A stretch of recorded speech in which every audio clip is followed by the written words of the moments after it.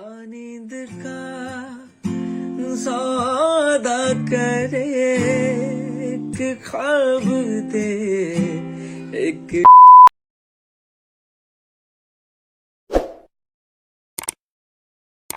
দেখো, এই ভিডিওটা 1 বছর আগের করা, যেটা হয়েছিল ডায়মন্ড প্লাজায়। এবার বলি কোথায় যাচ্ছি। এটা ছিল একটা ইভেন্ট যেটা ডেলফিন ডেলি নামে একটা নিউ কসমেটিক্স ব্র্যান্ড লঞ্চ করেছিল, যেই কারণে ইভেন্টের অ্যারেঞ্জমেন্ট করেছিল। এই ইভেন্টে প্রচুর মেকআপ আর্টিস্ট, মডেলরা ছিল, যেখানে র্যাম্প ওয়াক হয়েছে, এবং এছাড়াও 5 জন ইউটিউবার এসেছিল। স্পেশাল গেস্ট ঈশা সাহা এসেছিল, আর মেকআপ আর্টিস্ট ঈশিতা সরকারও ছিল। এবার দেখো, এরকম সুযোগ এলে কেউ হাতছাড়া করে বলো? তাই আমিও করিনি। আমি আর আমার এক বন্ধু চলে গেছিলাম এই ইভেন্টে। এবার কেন আমি ভিডিওটা 1 বছর পরে ছাড়লাম, সেটার একটা কারণ আছে। আমি কোনোদিনও ভাবিনি যে ইউটিউব করব।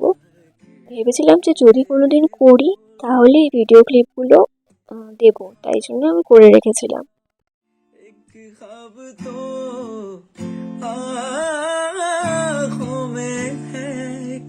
चांद के तकिए तले कितने दिनों से ये आसमां। এই দেখো মৌসুমী দি, এবং এরপরে আরো দ্য লেজি বং, মানে দীপ্তদা, রিয়া দি, বর্ষা দি, শর্মিলি দি, সবাইকে দেখতে পাবে আস্তে আস্তে। এরপরে সবাই আছে।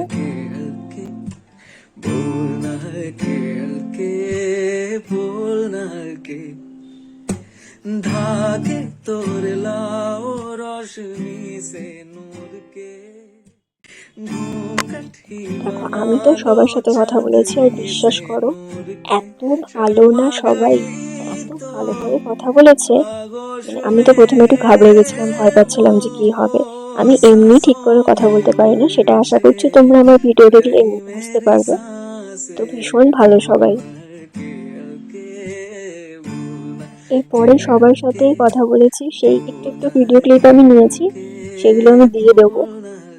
সবার সাথে কথা বলার সময় আর ভিডিও করা হয়নি। আর এখানে দেখো শর্মিলি দি, মৌসুমী দি, দীপ্তদা, রিয়া দি, বর্ষা দি প্রত্যেকে এসেছিল। বাজে রে বাজে রে মনেতে বাজে গিটারের তার। যাই হোক, সত্যি বলতে আমি তো এরকম ইভেন্ট কোনোদিন অ্যাটেন্ড করিনি, ফার্স্ট টাইম এক্সপিরিয়েন্স। ভীষণ ভালো লেগেছে আমার। আবার যদি কোনোদিন সুযোগ হয় যাবার, তাহলে নিশ্চয়ই যাব। পাগলে মন সে বোঝে না, ঠিক না ভুলটা জানে না।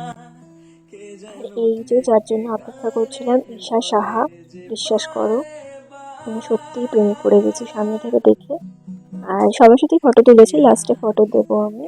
আর এখানে মৌসুমীদের সাথে কিছুক্ষণ কথা বলছিলাম। না, কিছু বলো। হ্যালো, আমার তিয়াসের সাথে দেখা হলো সবেমাত্র। ভীষণ মিষ্টি একটা মেয়ে, খুব আমাদের ইন্সপিরেশন। আমি ভাবিনি তোমার সাথে দেখা হবে। Thank you so much, thank you so much. আর ওর চ্যানেলে সাবস্ক্রাইব করো, অনেক বেশি করে। আমি তোমাকে মানে আমি খুব নার্ভাস হয়ে গেছি। Thank you so much. এভাবে কাজ করবো, অনেক থ্যাংক ইউ। জানি না আমি কি সব আবল তাবল বকে গেছি, তোমরা বুঝতেই পারছো ভিডিওটা দেখে। আমি খুব প্রচন্ড ঘাবড়ে গেছিলাম ভিডিও করার সময়, তারপর কথা বলে ভীষণ ভালো লাগলো। আর তার এরপরে দ্বিতীয়টার সাথে অনেকক্ষণ কথা বলেছি। আসার সময় যে দেখা হলো, খুবই মিষ্টি মেয়ে। আমাকে বললো যে আমাদের দেখে ইনফ্লুয়েন্সটা শুরু করেছে ব্লগ করা, তো অল দ্য বেস্ট ওকে। আমি তো মানে আমি দেখে খুব নার্ভাস হয়ে গেছি, আমি কিছু বলতে পারছি না। কোনো ব্যাপার নাই, বলে দিচ্ছি। যারা যারা ব্লগ দেখো, যারা এই ভিডিওটা দেখছো স্পেশালি, যদি ওকে চ্যানেল ভালো লাগে, যদি ওকে ভালো লাগে, ওর পার্সোনালিটি ভালো লাগে, ওর কন্টেন্ট ভালো লাগে, সাবস্ক্রাইব করো। অ্যাটলিস্ট একটু অসাধারণ বলে দাও। অসাধারণ কন্টেন্ট বানাতে হবে, ঠিক আছে? হ্যাঁ, আমি জানি প্রচন্ড ক্যাবলামি করেছি, কিন্তু নার্ভাস ছিলাম বলে এরকম করে ফেলেছি। একটু ম্যানেজ করে নিও, ফার্স্ট টাইম তো, বুঝতেই পারছো। বাট তারপর যখন সেকেন্ড টাইম কথা বললাম, তখন অতটা বোকামি করিনি, আশা করছি বুঝতে পারবে। হ্যালো বোন, কি নাম তোর বোনের নাম? পিউলি। তোর নাম তুলিকা, আমার নাম পিউলি। হ্যালো পিউলি, যে তোর সঙ্গে দেখা হলো, খুব মজা হলো।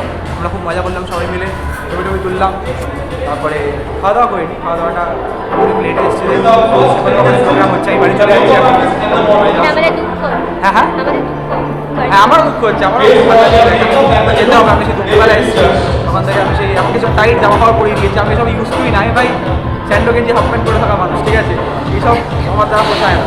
প্লিজ তোমার ভিডিও আমি খাওয়ার সময় দেখি, কারণ তুমি যেভাবে খাও হয়ে যায়। ও আচ্ছা, এই কারণটা থ্যাংক ইউ টাটা। তো যাই হোক, সবার সাথে কথা বলে ভীষণ ভালো লাগলো। তারপর আমরা খেয়ে দিয়ে ওখান থেকে বেরিয়ে পড়েছিলাম বাড়ির উদ্দেশ্যে।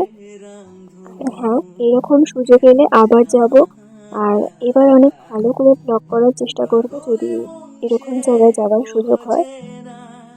ঠিক না ভুলটা জানে না কে যেন ডেকে আর সবার সাথে ফটোগুলো লাস্টে শেয়ার করলাম। ব্লগটা কেমন লাগলো অবশ্যই জানিও কিন্তু। টাটা। यार इट्स ओनली प्यार हुआ है पहली बार यार इट्स ओनली प्यार।